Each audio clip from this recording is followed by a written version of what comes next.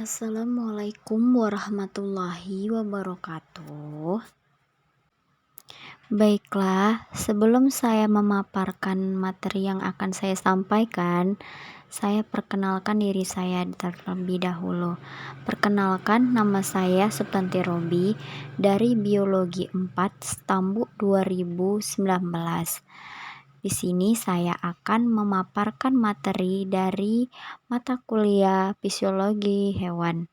Sebelum itu, saya mengucapkan terima kasih kepada Ibu Sukriah yang telah membimbing saya dan teman-teman saya dalam mata kuliah Fisiologi Hewan. Baiklah, untuk mempercepat waktu pemaparan, saya akan memulai memaparkan materinya. Nah, di sini ada pengertian fisiologi sel dan pengertian sel. Pengertian fisiologi sel adalah suatu cabang biologi yang mengacu pada semua fungsi yang terjadi di dalam organisme yang hidup. Fisiologi sel juga merupakan suatu cabang biologi yang mempelajari suatu aktivitas yang terjadi di dalam suatu sel. Nah, kemudian ada pengertian sel. Sel merupakan kata yang berasal dari kata Latin, yaitu cella, yang berarti ruang kecil. Sel pertama kali ditemukan oleh Robert Hooke pada tahun 1665 yang ditemukan dalam gabus tutup botol. Ada beberapa organisme yang tersusun dari satu sel, atau yang disebut juga dengan uniseluler. Contohnya seperti bakteri, dan ada juga organisme yang bersel banyak yang disebut juga multiseluler, yang biasanya tubuhnya tersusun atas ribuan atau jutaan sel. Nah, di sini tubuh sebuah manusia terdiri dari sel, jaringan, organ, dan sistem. Setiap tubuh manusia terdiri dari 300 miliar sel baru yang terbentuk dari 200 miliar per menitnya.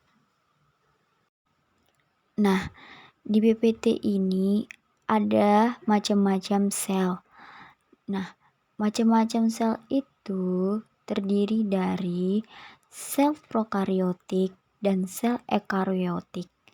Sel prokariotik itu merupakan sel yang tidak memiliki membran terikat atau membran terikat organik dan kebanyakan hanya bersel tunggal.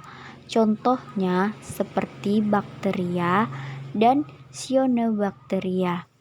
Nah, kemudian ada sel ekariotik.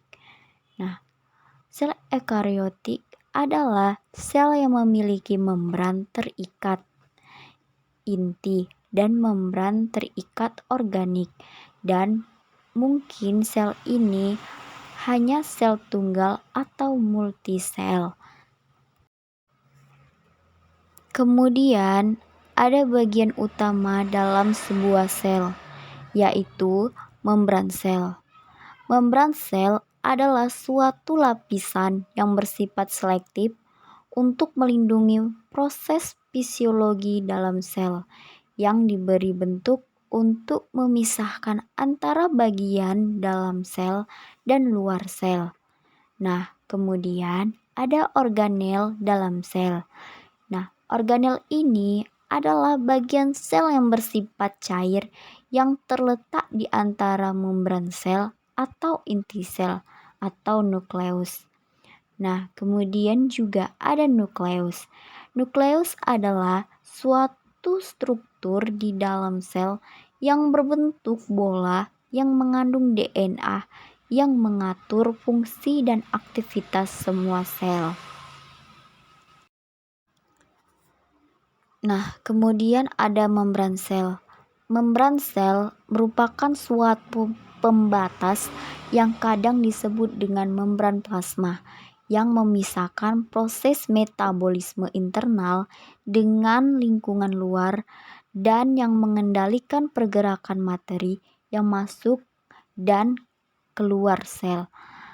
Kemudian ada fungsi membran sel, yaitu mengatur pergerakan materi atau masuk keluarnya zat dari dalam dan luar sel.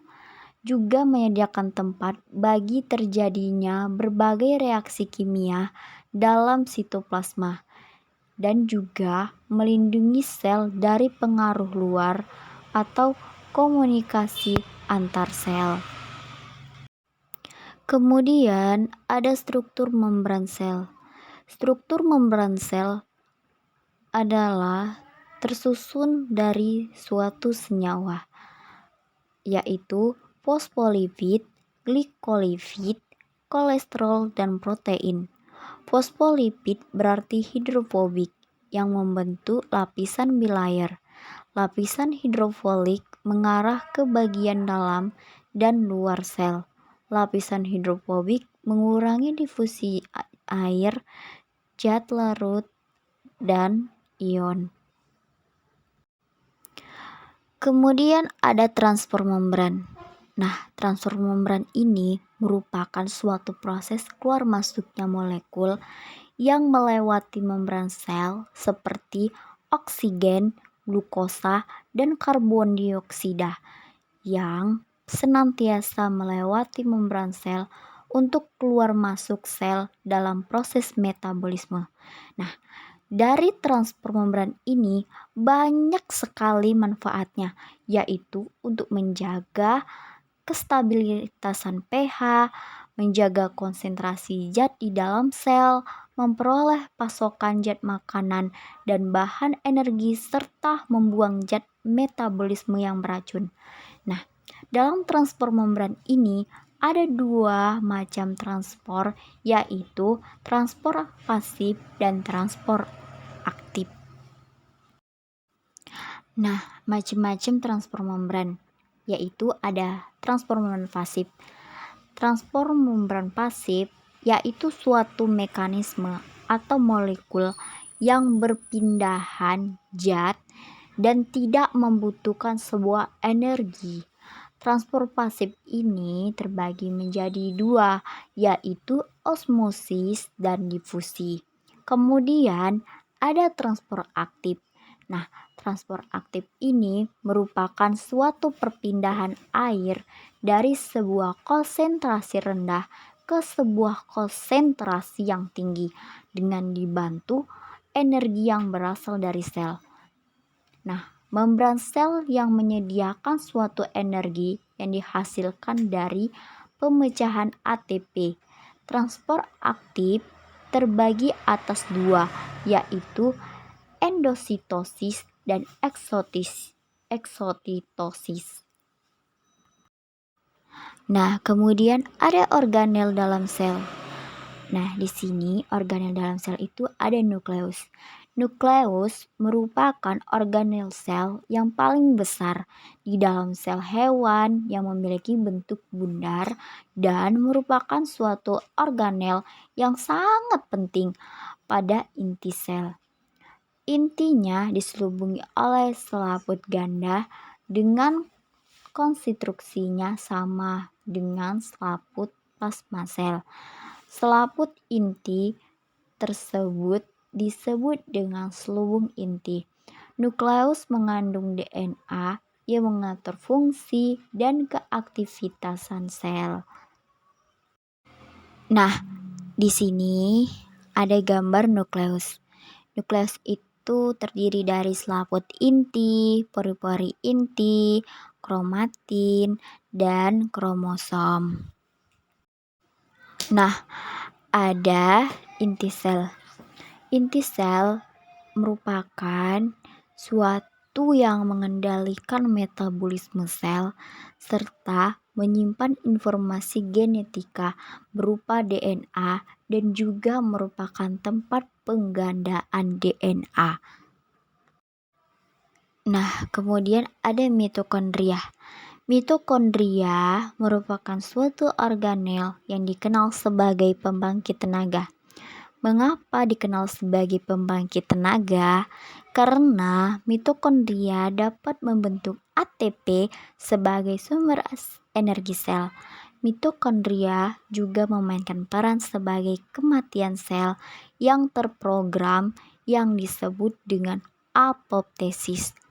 Mitokondria juga mempunyai kemampuan semi-otonom yang dapat membelah diri dan melakukan sintesis protein secara mandiri. Nah, jumlah mitokondria dalam satu sel mencapai ratusan hingga ribuan. Suatu tempat yang dihasilkan energi bagi sel yang memiliki DNA sendiri dan lapisan di dalam mitokondria disebut krista. Nah, ini adalah gambar mitokondria. Mitokondria terdiri dari ribosom, spike, matrik, DNA, krista, membran luar, dan membran dalam. Nah, kemudian ada lisosom. Lisosom merupakan suatu organel di dalam sel yang memiliki fungsi mencerna senyawa seperti protein dan karbohidrat. Lisosom mengandung enzim hidrolase dan asam fosfat, dan lisosom juga memiliki membran tunggal yang dihasilkan oleh RE kasar yang ditransfer ke badan Golgi. Lisosom memainkan peran sebagai pencerna sel yang dapat mencerna mikromolekul seperti lemak, protein, polisakarida, atau organel yang rusak. Dan kuman dan bentuk lisosom sangat beraneka ragam. Lisosom mencerna makromolekul seperti intraseluler, menghidrolisis lemak, protein, asam nukleat, dan polisakarida. Nah, di sini ada gambar lisosom. Lisosom ini terdiri dari lipid bilayer dan membran. Dan masih banyak lagi jenis-jenis dari lisosom. Nah, kemudian ada badan Golgi. Badan Golgi merupakan salah satu organel yang berikatan dengan fungsi sekresi sel, dan biasanya badan Golgi dapat dijumpai pada organ tubuh yang melakukan sekresi seperti pada ginjal. Pada sel manusia, badan Golgi berjumlah kurang lebih 10-20 buah. Biasanya, struktur badan Golgi seperti roti gepeng yang melengkung dan menumpuk akan tetapi tidak saling bersentuhan. Badan Golgi mempunyai fungsi sebagai tempat terjadinya tahap akhir proses sintesis hasil sekresi sel.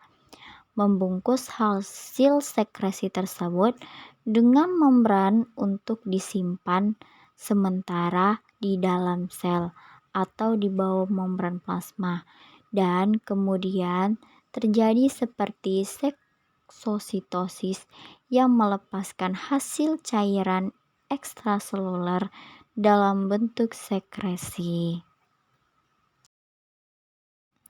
Nah, ini adalah gambar badan Golgi.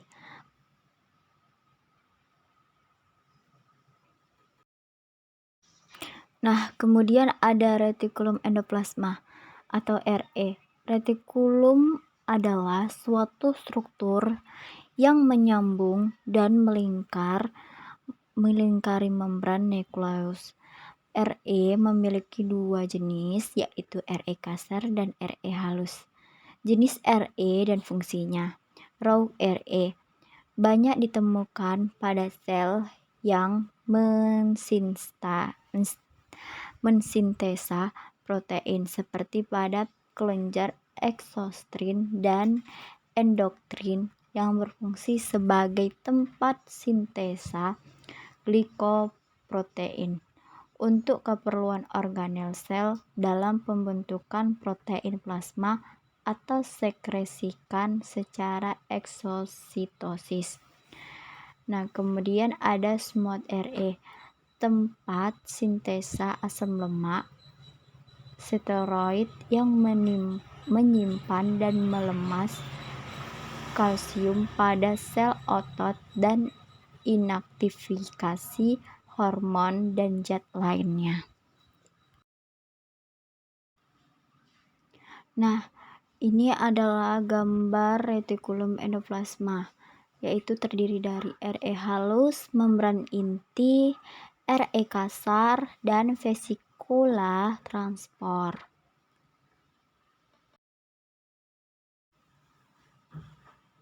Nah, kemudian ada ribosom. Ribosom adalah suatu organel yang tidak memiliki membran. Ribosom ini memiliki fungsi sebagai sintesis protein. Ribosom pada suatu sel eukariotik hanya memiliki dua macam, yaitu ribosom subunit besar atau 60S dan ribosom subkecil atau 40S.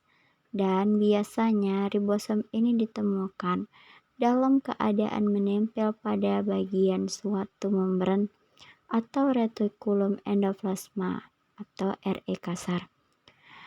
Biasanya berada bebas di dalam sitoplasma. Fungsi ribosom sebagai tempat sintesa protein dan ribosom biasanya terdapat sitoplasma dan retikulum endoplasma.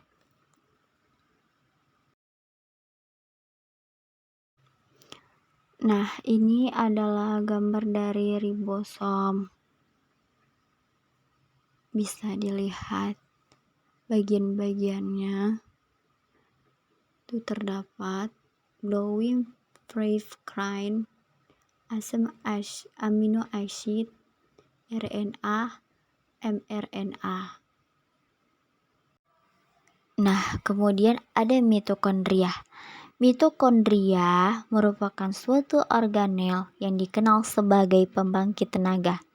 Mengapa dikenal sebagai pembangkit tenaga? Karena mitokondria dapat membentuk ATP sebagai sumber energi sel. Mitokondria juga memainkan peran sebagai kematian sel yang terprogram yang disebut dengan apoptosis. Mitokondria juga mempunyai kemampuan semi-otonom yang dapat membelah diri dan melakukan sintesis protein secara mandiri. Nah, jumlah mitokondria dalam satu sel mencapai ratusan hingga ribuan. Suatu tempat yang dihasilkan energi bagi sel yang memiliki DNA sendiri dan lapisan di dalam mitokondria disebut krista. Nah, kemudian ada lisosom. Lisosom merupakan suatu organel di dalam sel yang memiliki fungsi mencerna senyawa seperti protein dan karbohidrat. Lisosom mengandung enzim hidrolase dan asam fosfat, dan lisosom juga memiliki membran tunggal yang dihasilkan oleh RE kasar yang ditransfer ke badan Golgi. Lisosom memainkan peran sebagai pencerna sel yang dapat mencerna mikromolekul seperti lemak, protein, polisakarida atau organel yang rusak, dan kuman dan bentuk lisosom sangat beraneka ragam. Lisosom mencerna makromolekul seperti intraseluler, menghidrolisis lemak, protein, asam nukleat, dan polisakarida. Nah, kemudian ada ribosom. Ribosom adalah suatu organel yang tidak memiliki membran. Ribosom ini memiliki fungsi sebagai sintesis protein. Ribosom pada suatu sel eukariotik hanya memiliki dua macam, yaitu ribosom subunit besar atau 60S dan ribosom subkecil atau 40S. Dan biasanya ribosom ini ditemukan dalam keadaan menempel pada bagian suatu membran atau retikulum endoplasma atau RE kasar. Biasanya berada bebas di dalam sitoplasma. Fungsi ribosom sebagai tempat sintesa protein dan ribosom biasanya terdapat sitoplasma dan retikulum endoplasma. Nah, kemudian ada retikulum endoplasma atau RE. Retikulum adalah suatu struktur yang menyambung dan melingkari membran nukleus. RE memiliki dua jenis, yaitu RE kasar dan RE halus. Jenis RE dan fungsinya. Raw RE banyak ditemukan pada sel yang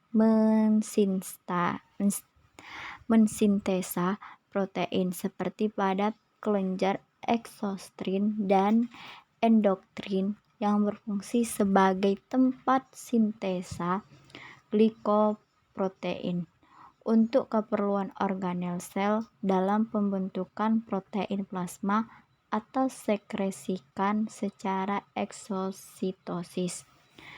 Nah, kemudian ada SMOD RE, tempat sintesa asam lemak steroid yang menyimpan dan melemas kalsium pada sel otot dan inaktifikasi hormon dan zat lainnya. Nah, kemudian ada badan Golgi. Badan Golgi merupakan salah satu organel yang berikatan dengan fungsi sekresi sel, dan biasanya badan Golgi dapat dijumpai pada organ tubuh yang melakukan sekresi, seperti pada ginjal. Pada sel manusia, badan Golgi berjumlah kurang lebih 10-20 buah. Biasanya, struktur badan Golgi seperti roti gepeng yang melengkung dan menumpuk akan tetapi tidak saling bersentuhan. Badan Golgi mempunyai fungsi sebagai tempat terjadinya tahap akhir proses sintesis hasil sekresi sel. Membungkus hasil sekresi tersebut dengan membran untuk disimpan sementara di dalam sel atau di bawah membran plasma, dan kemudian terjadi seperti eksositosis yang melepaskan hasil cairan ekstraseluler dalam bentuk sekresi. Kemudian ada transport membran. Nah, transport membran ini merupakan suatu proses keluar masuknya molekul yang melewati membran sel seperti oksigen, glukosa, dan karbon dioksida yang senantiasa melewati membran sel untuk keluar masuk sel dalam proses metabolisme. Nah, dari transport membran ini banyak sekali manfaatnya, yaitu untuk menjaga kestabilitasan pH, menjaga konsentrasi zat di dalam sel, memperoleh pasokan zat makanan dan bahan energi, serta membuang zat metabolisme yang beracun. Nah, dalam transport membran ini ada dua macam transport, yaitu transport pasif dan transport aktif.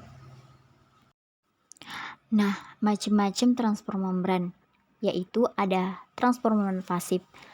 Transport membran pasif yaitu suatu mekanisme atau molekul yang berpindahan zat dan tidak membutuhkan sebuah energi. Transport pasif ini terbagi menjadi dua, yaitu osmosis dan difusi. Kemudian ada transport aktif. Nah, transport aktif ini merupakan suatu perpindahan air dari sebuah konsentrasi rendah ke sebuah konsentrasi yang tinggi dengan dibantu energi yang berasal dari sel. Nah, membran sel yang menyediakan suatu energi yang dihasilkan dari pemecahan ATP. Transport aktif terbagi atas dua, yaitu endositosis dan eksotitosis. Baiklah, mungkin itu saja materi yang dapat saya sampaikan. Selebihnya, jika ada kekurangan, saya mohon maaf. Saya sudahi. Wassalamualaikum warahmatullahi wabarakatuh.